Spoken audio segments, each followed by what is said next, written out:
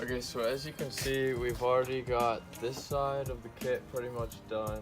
We finally got the front wheels and tires fitted up, but when I was drilling the holes for the hardware on this side, we hit some wires and then ended up having to redo a bunch of stuff, new fuses, just a bunch of new electronic stuff. So I went to Harbor Freight and got this step drill bit. I've got my line marked for where I need to stop on this side, so that way the drill bit doesn't rip through and go straight into the wires.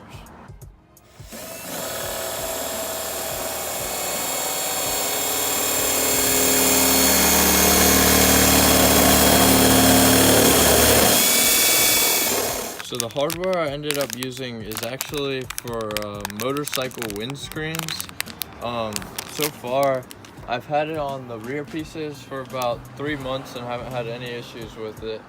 And this stuff was a lot cheaper than going with like the name brand hardware that I know a lot of people use on their kits. And this stuff was like, you know, maybe 50 bucks for the whole kit, whereas other people are looking at 120 to $200.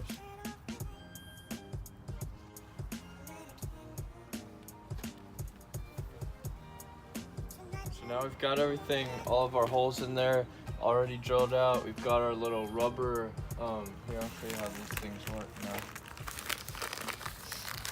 These little rubber nuts that go on the end of these bolts. And then once they go in there, they expand and then squeeze it into the metal to hold it in place. So now we're just putting our hardware in.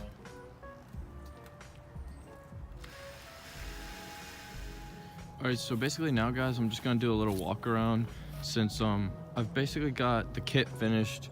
As you can see here, I've got my side skirts on. I've still got some Bondo stuff I'm working with on this side. I've got my still-in front lip on. We'll go ahead and take a look at the kit though and how the fitment came out. I think it looks pretty good. It could go a little wider in the rear. And also I think I'm gonna try and get that camber corrected, and hopefully that'll bring it out pretty close to flush. And then in the front, I was going for a meaty fitment, and I think it actually turned out great. But here, I'll show you some close-ups. You can see this little rubber seal I used in here.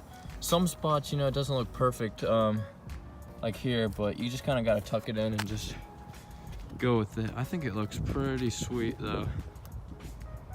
It's the color shift 3M gloss flip deep space. All I've got to do now is my front bumper.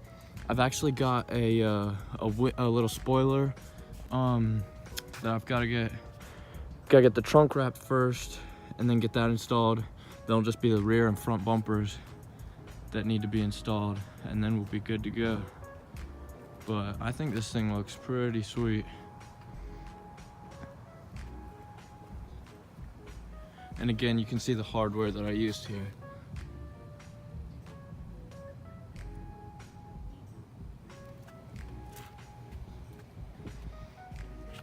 Take a little farther walk around.